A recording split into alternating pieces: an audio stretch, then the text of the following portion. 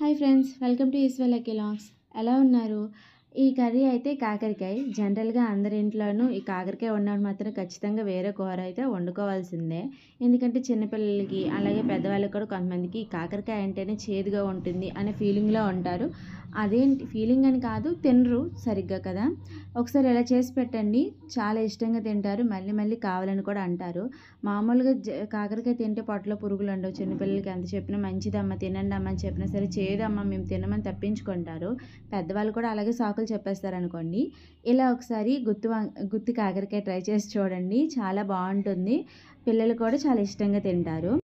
ఇవన్నీ చెప్తున్నా కానీ రెసిపీ ఎలా చేసుకోవాలో చెప్పడం లేదక్క నువ్వు అని అంటారా? ఫుల్ వీడియో వచ్చేసి ఆల్రెడీ మన ఛానల్లో అప్లోడ్ చేశానండి. డీటెయిల్‌గా పోస్ట్ చేసేసాను. చూడని వాళ్ళు కింద ట్యాగ్ చేస్తాను, వెళ్ళి చూసేయండి. అయితే చాలా సింపుల్, పెద్ద ప్రాసెస్ ఏం కాదు. కాకరకాయల మీద ఉన్న బొడుపుల్లాగా ఉన్నదంతా నీట్‌గా తీసేసుకోవాలి. తర్వాత నీట్‌గా కడిగేసుకొని లోపల ఉన్న పిక్కలు ఇవన్నీ తీసేసుకొని అందులో మన మసాలా స్టఫ్ అనేది పెట్టేసుకోవాలి. ఉప్పు, పసుపు వేసేసుకొని కాకరకాయలను ఒక అరగంట సేపు ఉంచేసుకుంటే తర్వాత దానిలో ఉన్న వాటర్ అంతా బయటకు వచ్చేస్తుంది. ఆ తర్వాత మసాలాను అందులో పెట్టేసుకొని ఉల్లిపాయలు అవన్నీ తాలింపు పెట్టుకున్నాక ఉల్లిపాయలన్నీ బాగా వేయించుకున్నాక కాకరకాయలని స్టఫ్ చేసుకున్న కాకరకాయ ముక్కల్ని కూడా ఇందులో వేసేసుకోవాలి. ఆయిల్లో వేసుకున్నాక మూత పెట్టేసి సిమ్లో పెట్టేసుకొని బాగా వేయించుకోవాలండి. ఎందుకంటే మనం ఇందులో వాటర్ ఎక్కువగా యాడ్ చేయము.